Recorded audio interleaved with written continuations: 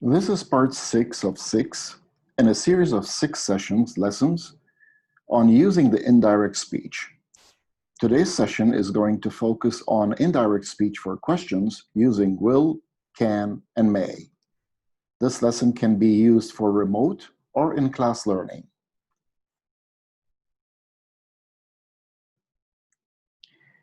A little word on active learning. In active learning, when each and every student, whether present or in the classroom or learning remotely, is totally engaged in carrying out incremental learning experiences that make sense to them. And they are assisted by a teacher, of course, in connecting these experiences to a whole concept that meets the learning expectations for each grade level or course. This lesson can be used with Mega Goal 6, Traveler 6, and Flying High 5. In the session, we use the following color code. This color tells you before you start. This color tells you that you're learning it. This color tells you that you can do it alone and check. And the final color is when you test yourself. The first task. Now, I'm not going to repeat this because it was available in audio in part 1 of 6, so you might want to go there if you want to listen to it. But it focuses on how we start a lesson, any lesson. So what are the basic principles of doing that? And the most important principles are the ability for the students to switch from their native language to the target language, for the students to become aware and get an orientation about what they're going to be learning. And this is different when you experience it through a task than being told about it. And the students' attention. How do we increase the students' attention? It doesn't happen by telling them pay attention. And it also sets the stage for them to learn something new. And the most important thing is that in any classroom, not all the students are the same level. So we need to create the first task in a way that everybody can do it, not just the people who know English. And if somebody cannot do it, that means that person is going to be left out for the rest of the lesson. So here is the first one. This is the opening. Before I put the sentences, let's look at the boxes at the bottom. So we're going to read some sentences, and then we're going to put each sentence into the correct category. The first one is a quotation that has a question, and the question needs to be answered with a yes or no. The second category is a quotation, a question quotation, and it needs to be answered with words other than yes or no. And the third one is a quotation that is just a sentence giving information. So we're going to mix sentences and questions. And the questions are going to be mixed with questions whose answers are yes, no, and questions whose answers are not yes, no. So let's go for the first one. Will you be in Abha in summer? My friend asked me. So you let the students do it, don't prompt them anymore. Say, where does it go? Does it go in the first category, the second category, the third? Don't ask questions. Let them write the numbers in the categories. Number 2, what will you be studying at university? Musad asked me. Number 3, Abdullah may go to Jeddah on Saturday, I said. Number 4, can you speak English? She asked me. Number 5, Hussein will lend us his car, Maha said. 6, when can you pick us up? Khalid asked his driver. So you give the students some time to think about it, and by now this is the 6th session. So it's not like this is the first time they're doing this, and we need to know that we have to start at some point. Give the kids some time to do it. Don't get any feedback yet, and then give them the correct answers. So where will you be? Will you be in Abha in summer? My friend asked me. That's a question that requires an answer of yes or no, so we put it in box number 1. What will you be studying at university? Musad asked me. Well, this is a question that requires more than just yes or no, so we put it in box number 2. at the bottom. Abdullah may go to Jeddah on Saturday. I said, well, this is not a question. It's just a sentence giving information. So number 3 goes into box number 3. Number 4, can you speak English? She asked me. Well, that is a question that needs a yes or no answer. And we put it in box number 1. Hussein will lend us his car, Maha said. Well, this is a sentence giving information. So we put that in box number 5 at the end. When can you pick us up? Khalid asked his driver. So this is a question, and this question needs an answer that goes into number 6, more than yes or no. Now, another set of sentences where the students need to use compare and contrast and heighten their visual attention as well as their cognitive attention, we're going to give them 6 sets of sentences, and each pair of sentences means the same. We want the students to mark the changes that they see in the second sentence of each pair.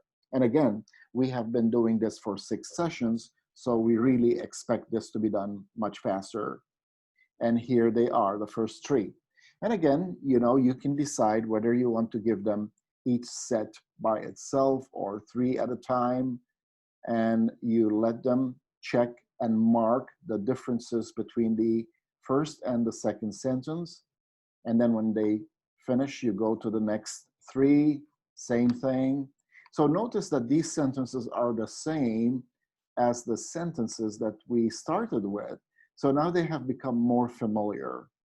When they have finished, we're going to check our answers.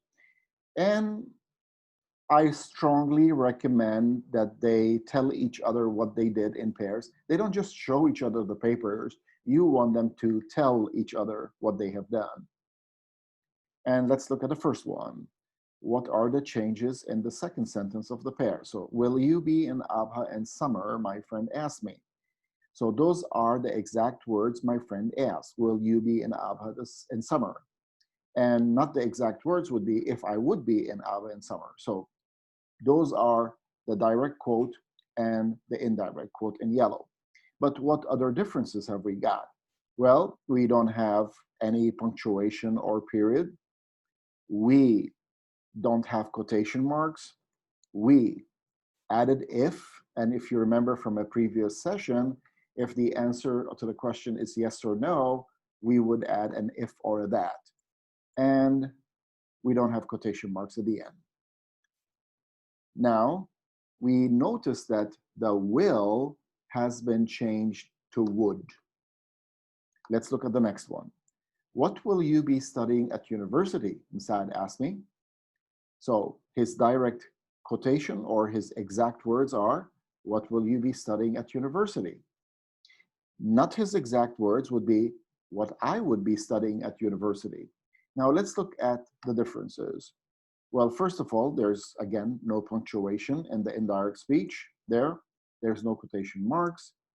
And notice that the will has been changed to would, and we didn't end with a quotation mark around it because those were not Musad's exact words.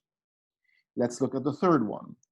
Again, Abdullah may go to Jeddah on Saturday. That's not a question. That's giving information. And not the exact words. Abdullah might go to Jeddah on Saturday. So the first one are the exact words. The second one is the indirect speech, or what we are reporting about what I said. So again, no period of quotation marks.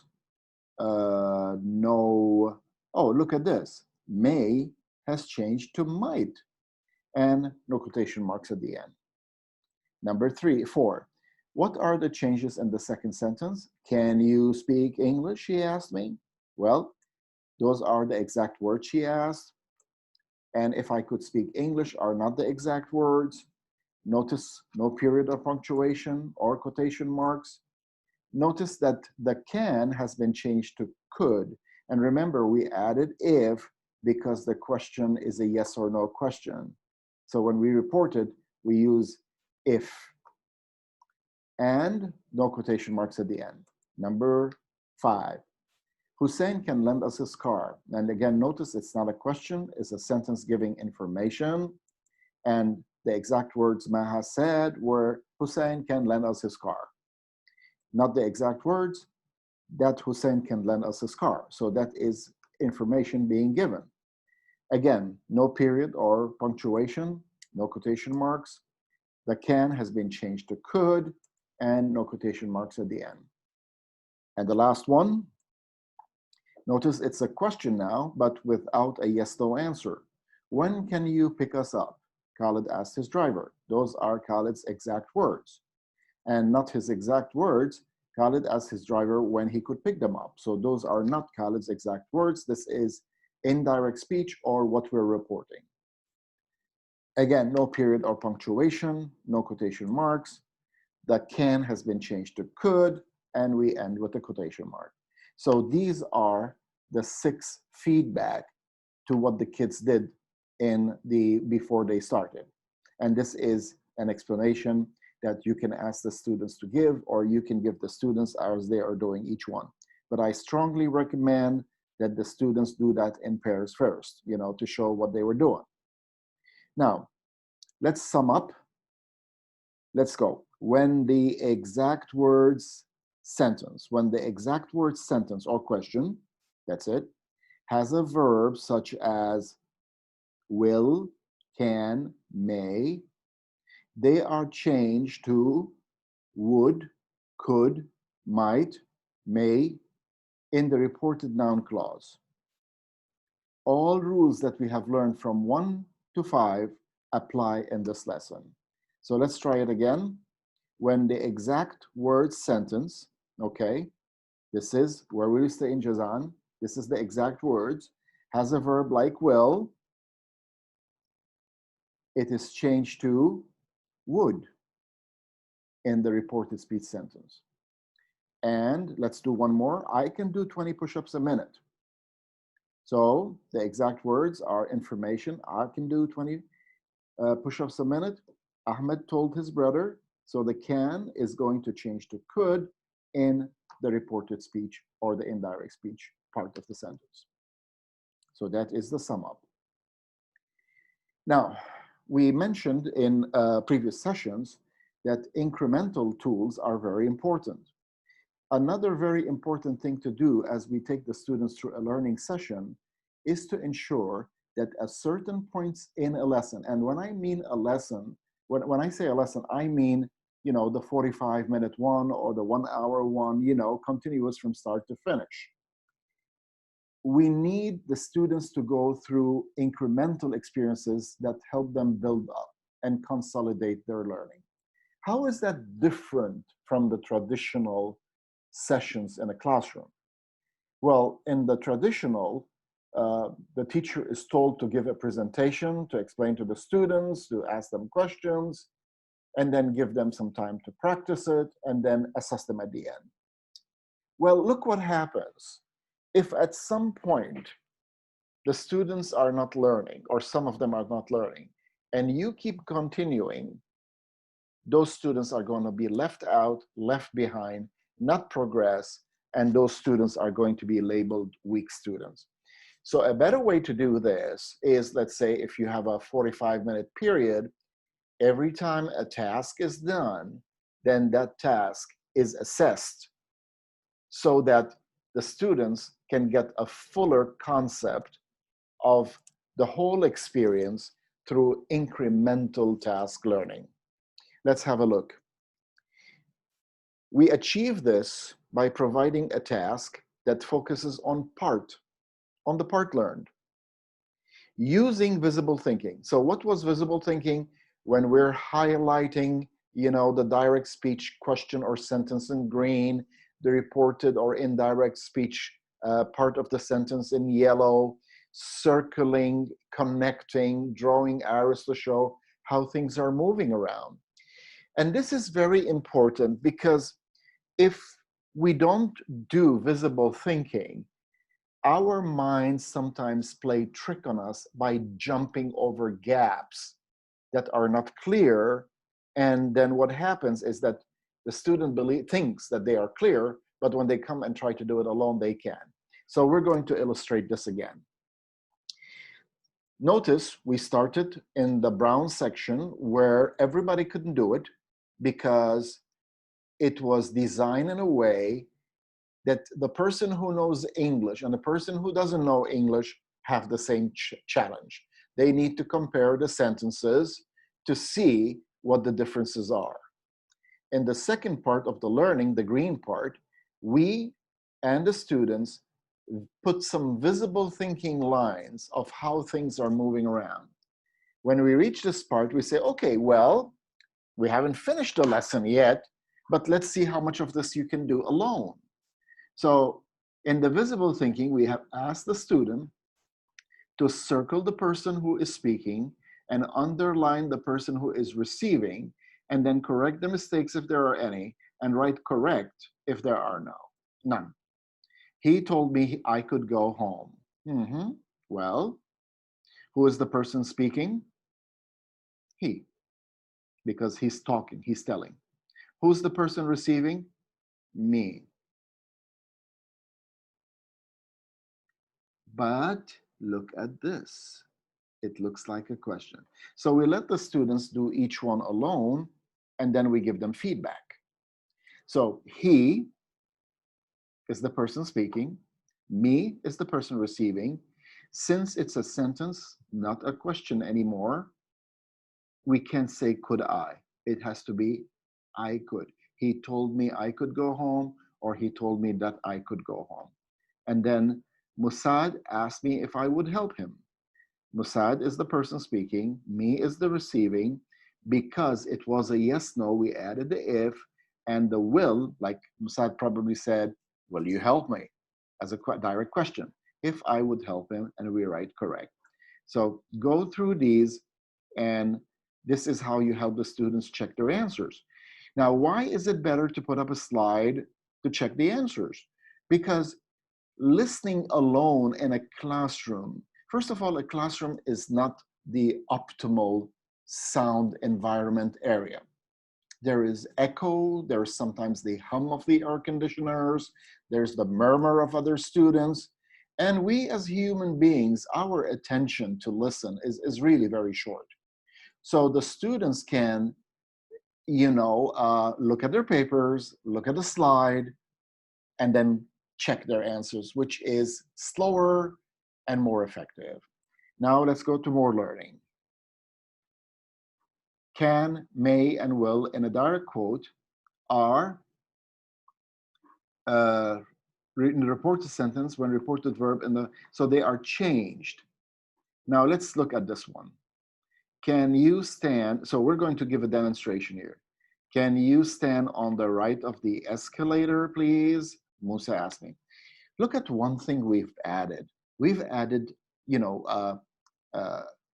some values, some consideration for the others without preaching. We just sneakily put it in the sentence because, sometimes when we go, people are standing on both sides of the escalator. Some people are in a hurry. They need to run up the escalator. So how do we tell people, stand on the right? We don't do it directly. We just put it in the context. Can you stand on the right of the escalator, please? Musa asked me. Now, how do we change that? These are Musa's exact words, the question. Can you stand on the right of the escalator, please? Now, let's change that to reported speech. Musa asked me, okay, we're fine with that. If, because can you stand on the right of the escalator is a yes, no, please answer. So we added if. Now we need to do two more things. And what are they? If I could stand on the right of the escalator. Two things here have changed. Number one, because asked is in the past, we need to change can to could to follow the asked. And another thing, if you notice, is that I could and not could I, because it's no longer a direct question. It's reported now. Let's do some more. I may be busy in March, my mom told me. Mom's exact words, I may be busy in March. Let's change that to reported speech. Of course, we need to start with, my mom told me. Now, we learned in the previous sessions that at the beginning, we need a capital M. So you as a teacher need to constantly make sure that they're starting with a capital. So it becomes a habit, you know? Now, my mom told me, and this is information, so we can put that, or we can start directly. And it's already information, but the may is following told. So these are exact words. Mom said them at the time exactly. But now that we're reporting them and we said mom told, we need to change the may to might because of the verb told is in the past. Let's try another one. When will you be traveling to the Dammam? My sister asked. So what are my sister's exact words? When will you be traveling to the Dammam?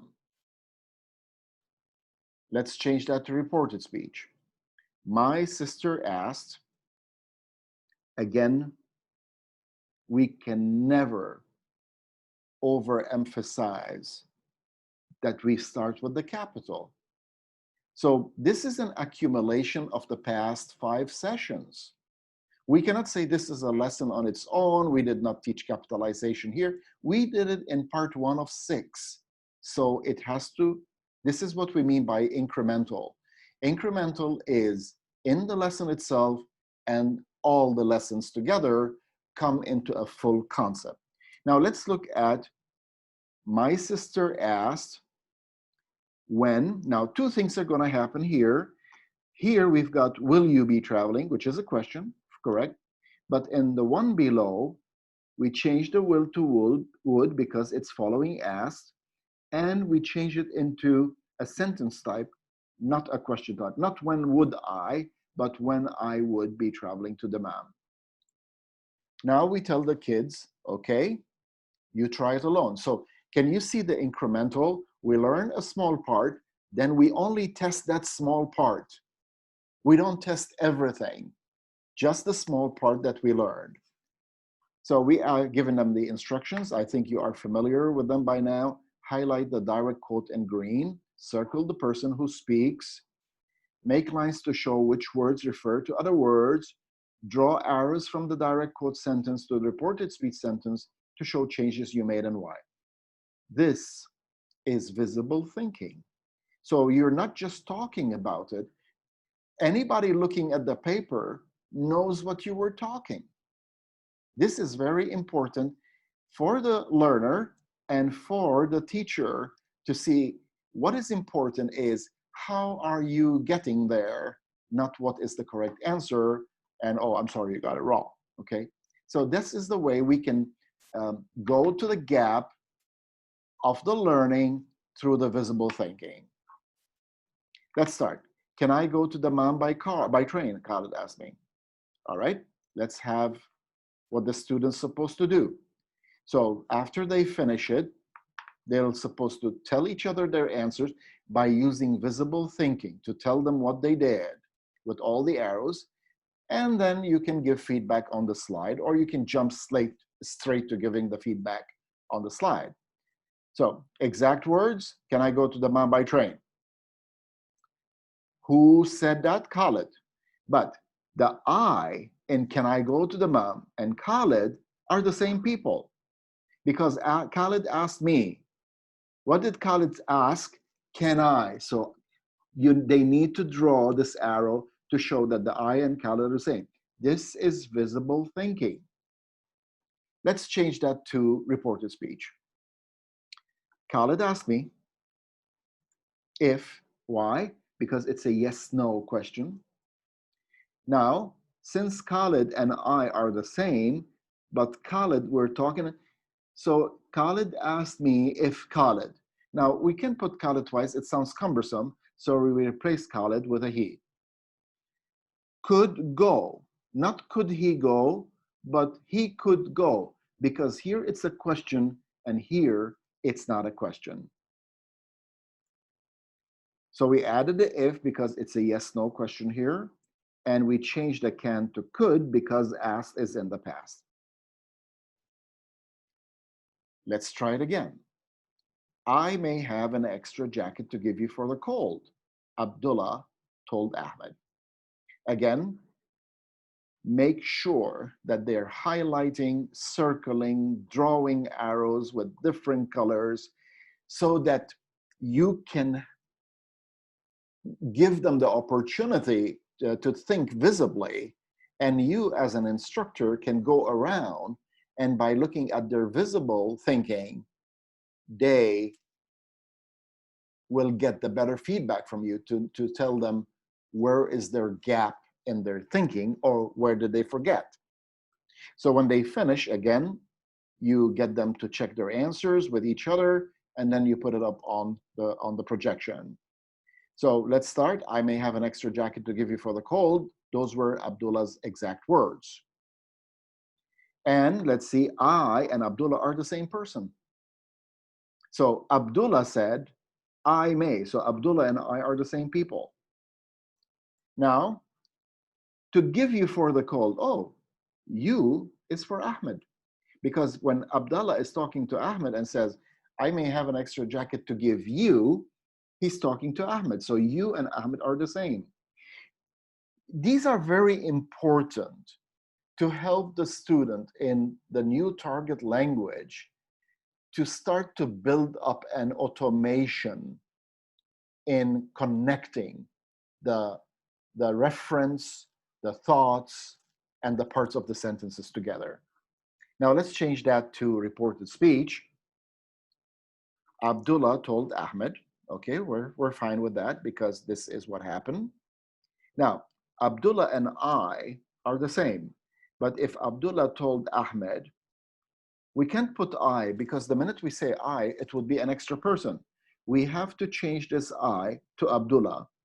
And if we say Abdullah told Ahmed Abdullah, who is Abdullah? It's the he. We will put that he. And of course, we can say it quickly or directly, or we can put the word add the word that. Abdullah told Ahmed that. He is Abdullah and the I. Now notice the may changed to might. Why? Because told is in the past, may has to move to the past. And he, let's not forget, refers to Abdullah. But what about the him here? So he is Abdullah, might have an extra jacket to give him, refers to Ahmed for the call. Now, for students who are only reading one word at a time and trying to understand one word at a time, the sentence is not going to shape up as a thought in the brain. This slowing down of the process is, yes, time consuming, but once learned, can never be forgotten. And I hear a lot of teachers always saying, yes, but we have to finish the lesson. Somebody told us we have to finish the book. We have to finish 2 pages in 1 hour. I don't know. Every indication of research say, learn, not finish. You can finish a book an hour if you want to, but where is the learning part? So it's not how many books you finished. It's not how many pages you finished. It's not how much the teacher has explained. It's the student reaching the degree of comprehension and production in an automated fashion without having to slow down. I don't know how many times we have got to keep emphasizing that. But once learned, do they have to go back home and relearn this? Or it is learned? It can never be forgotten. So we were going to give them another one. Who will take me to the airport, Maha asked. Again, the same instructions. So the exact words were, remember, give them time to do it, give them time to tell each other, then give them the feedback. Who will take me to the airport? Those were Maha's exact words. Now, who will take me? Since Maha is speaking, Maha and the me are the same. Let's change it to reported speech. Maha asked, the first word, who. Now, will is changing to would because Maha asked.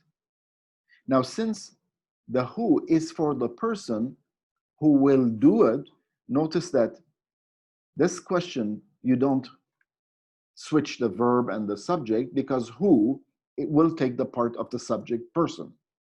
And her refers to Maha. Once we finish, we're going to now give what is called the final test, and we're going to give it in 2 levels. In the first level, we just focus on the structure.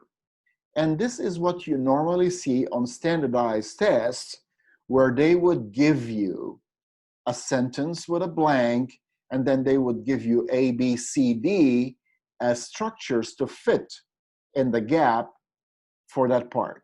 So write the missing word in the correct form in the blanks. When will you call me? Hussein asked. Hussein asked me when. So you give them time to do this. And once they finish doing it, you can ask them to tell each other their answers and give feedback on the slide. But one of the important things I keep repeating in every session, how difficult is it going to be now to write a test? It's not. The test can be exactly like this, but with different words. Here we put 3 as a sample. You can put 10. But if the teacher cannot produce a test like this, then all the learning is worthless. So what is going to happen here? The student knows exactly what the test is going to be like. The student does not know which words the teacher is going to use. And notice the focus here is on the whole sentence, not just a part of the sentence. Now, the higher level. Rewrite each sentence correctly, including punctuation and capitalization. So because we started from the beginning, the first session, where we did punctuation, capitalization, etc., we cannot forget those now. They have to be accumulative. That we started like that, we're going to continue like that. We're going to use every session when we learn something, we're going to use it in the next session, okay? All right, so after they finish, we will give them the answers. When will you call me? Hussein asked. Hussein asked me when I would call him. Can you lower the volume of your phone? My dad asked me. My dad asked me, and remember this is yes, no, so we've got an if. My dad asked me if I could lower the volume of my phone. We will spend summer in Taif, my mom told me. Mom told me that we, why did we say we? Because it includes mom and me. Will becomes would spend summer in Taif.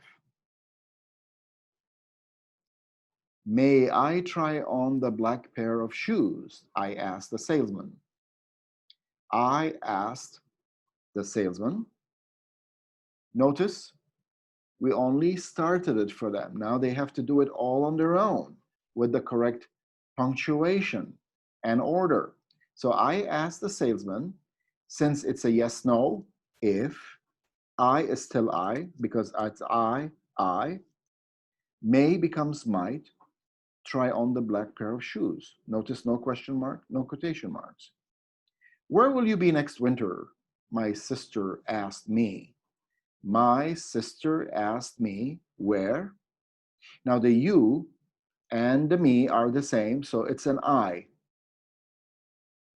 Where I would be next winter. Can you help me with my bag, please? My dad asked me. So this is a yes, no. Now remember, in the indirect speech, we don't include the please. My dad asked me, since it's yes, no, if the you and the me are the same people. When my dad asked me and he said, can you? So you, me are the same.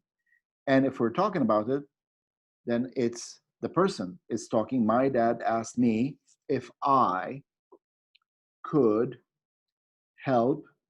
Now the my and dad are the same. Help him. And my bag is his bag.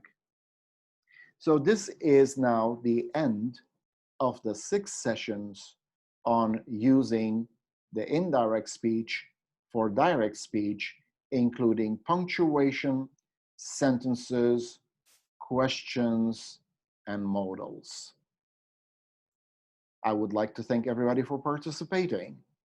And if you'd like to spend some time to see how we're preparing, and if you need any help, you can contact us.